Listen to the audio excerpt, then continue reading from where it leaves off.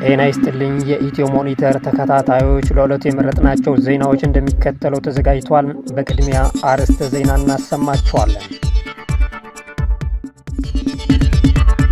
ህገወጥ የውጭ ምንዛሪ አሻጥሮች ሲፈጽሙ ተገኙ የተባሉ 112 ተጠርጣሪዎች በቁጥጥር ስር መዋላቸው ተገለጸ። ባለፉት 4 ዓመታት ከግማሽ ሚሊዮን ዜጎች ወደ ሀገራቸው እንዲመለሱ እንደተደረገ የውጭ ጉዳይ ሚኒስቴር አስታወቀ። ግብጽ በጅቡቲ አዲስ ወደብና የሎጂስቲክስ ማዕከላት ልትገነባ ነው ተባለ።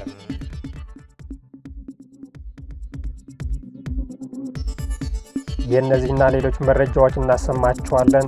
አሁን ወደ ዝርዝር እናልፋለን። ህገወጥ የውጭ ምንዛሪ አሻጥሮች ሲፈጽሙ ተገኙ የተባሉት 112 ተጠርጣሪዎች በቁጥጥር ስር መዋላቸው ተገለጸ። ህገወጥ የውጭ ምንዛሪ አሻጥሮችን ሲፈጽሙ የተደረሰባቸው 112 ኢትዮጵያውያንና የተለያዩ የውጭ ሀገር ዜጎች ያላቸው ተጠርጣሪዎች በቁጥጥር ስር መዋላቸው የብሔራዊ መረጃና ደህንነት አገልግሎት አስታውቋል።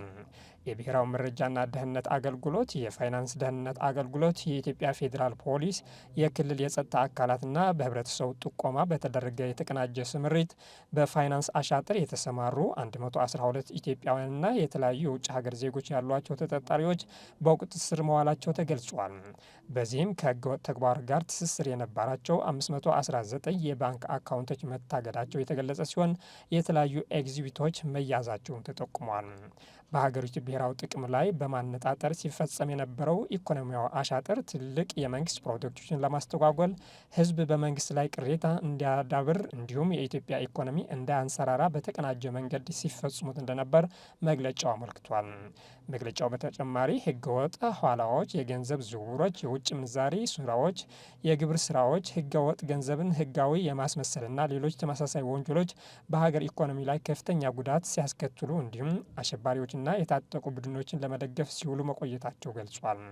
በተለይ ህገወጥ በሆኑ ዓለም አቀፍ የገንዘብ አስተላለፊ ድርጅቶች፣ ህገወጥ የውጭ ምንዛሪ ማስተላለፊያ መተግበሪያዎች፣ የክሪፕቶ ከረንሲ መተግበሪያዎች፣ ህገወጥ የኋላ አዘዋዋሪዎችና ደላሎች፣ በውጭና ገቢ ንግድ ላይ አሻጥር የፈጸሙ አስመጪዎችና ላኪዎች እንዲሁም ህጋዊ ንግድ ሳይኖራቸው በህገወጥ ኋላ ላይ መሰማራት ከፍተኛ ገንዘብ በማንቀሳቀስ በሀገር ኢኮኖሚ ላይ ከፍተኛ ጉዳት ባደረሱ አካላት ላይ የማያዳግም ህጋዊ እርምጃ መውሰዱ ነው የተገለጸው።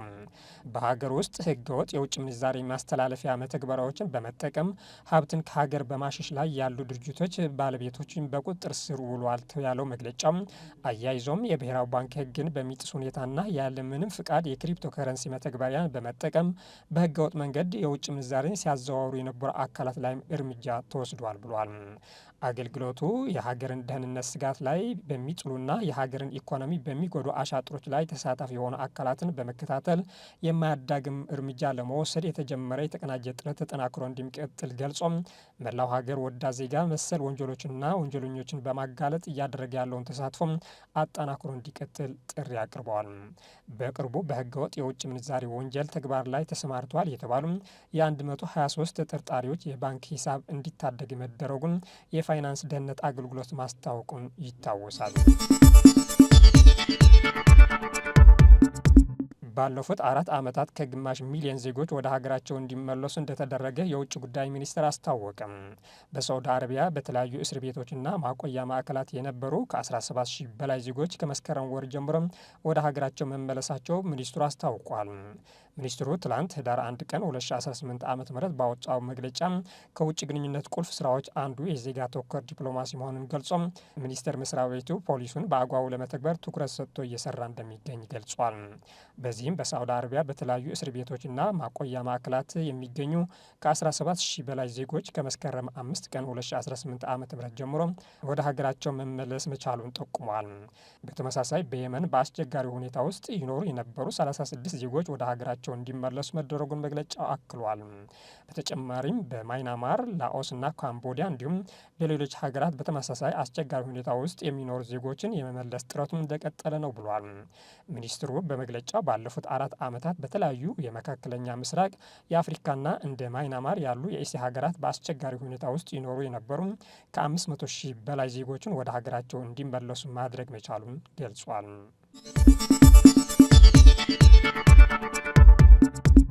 የተባበሩት መንግስታት ድርጅት ዓለም አቀፉ ማህበረሰብ በሱዳን እየተፈጸመ ያለውን አሰቃቂ ግፍ ለማስቆም አስቸኳይ እርምጃ እንዲወስድ አሳሰበም። የተባበሩት መንግስታት ድርጅት የሰብአዊ መብቶች በሱዳን ኤልፋሻር እየተፈጸመ ያለውን አሰቃቂ ግፍ ለማስቆም አስቸኳይ እርምጃ እንዲወሰድ በማሳሰብ ዓለም የዘር ማጥፋት ወንጀል እስኪታወጅ ድረስ መጠበቅ የለባትም ሲልም አስጠንቅቋል። ከሚያዝያ 2023 ጀምሮ ከሱዳን መንግስት ሰራዊት ጋር በጦርነት ላይ የሚገኘው የሱዳን ፈጥኖ ደራሽ ኃይል በቅርቡ በምዕራብ ዳርፉር የምትገኘውን የመጨረሻውን ወታደራዊ ምሽግ ኤልፋሻርን መቆጣጠሩ ይታወሳል። ቡድኑ ከ18 ወራት ከበባ በኋላ ኤልፋሻርን መቆጣጠርን ተከትሎም ዘር ተኮር ግድያዎችን ጨምሮ የሰዎችን እገታና ጭካኔ የተሞላባቸውን ድርጊቶችን መፈጸሙን የተባበሩት መንግስታት ድርጅትና የሰብአዊ መብት ተሟጋች ድርጅቶች ገልጸዋል። የተባበሩት መንግስታት ድርጅት የሰብአዊ መብቶች ኮሚሽነር ቮልከር ተርክ ከኤኤፍፒ ጋር በነበራቸው ቆይታም አሰቃቂ ወንጀሎች እየተፈጸሙ መሆናቸውን ግልጽ ነው፣ ከበባው ራሱ አሰቃቂ ወንጀል ነበር ብለዋል።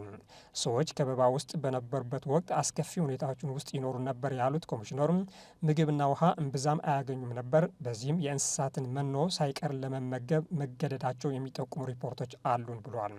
የጅምላ ግድያ ስለመፈጸሙ የሚጠቁሙ እምነት የሚጣልባቸው ማስረጃዎች አሉን ሲሉ ገልጾም ሰዎች ይህንን አሰቃቂ ሁኔታ ለመሸሽ ሲሞክሩ የጥይት እሩምታ ሳይቀር ይከፈትባቸዋል ብለዋል።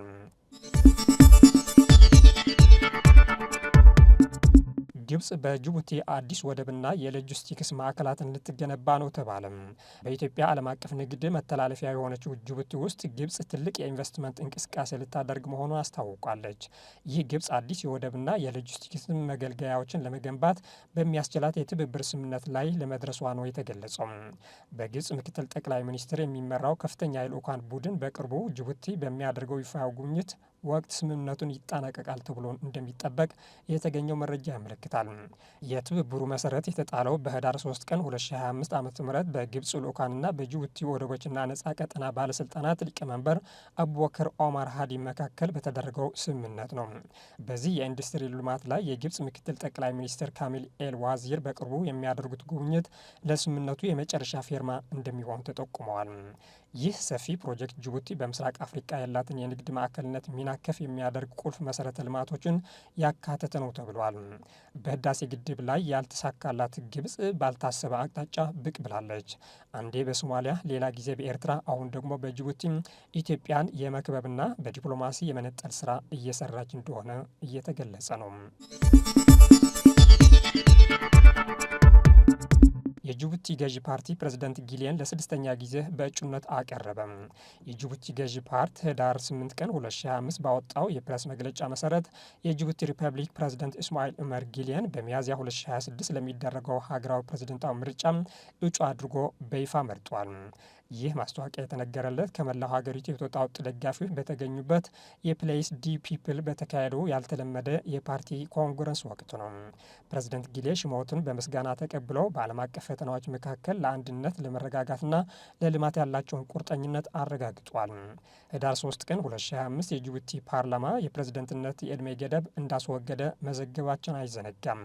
ይህም መሪው ኢስማኤል ኡመር ጊሌ ለስድስተኛ ጊዜ እንዲወዳደሩ መንገድ ከፍቷል። የጅቡቲ ህገ መንግስት አንድ ሰው ከ75 ዓመት በላይ ፕሬዝደንት ሆኖ ማገልገል እንደማይችል ይደነግግ ነበር። የሀገሪቱ ምክር ቤት አባላት ይህንን ህገ መንግስት በማሻሻል ነው የ77 ዓመቱ ጊሌን በሚቀጥለው ምርጫ እንዲወዳደሩ እድል የፈጠረላቸው።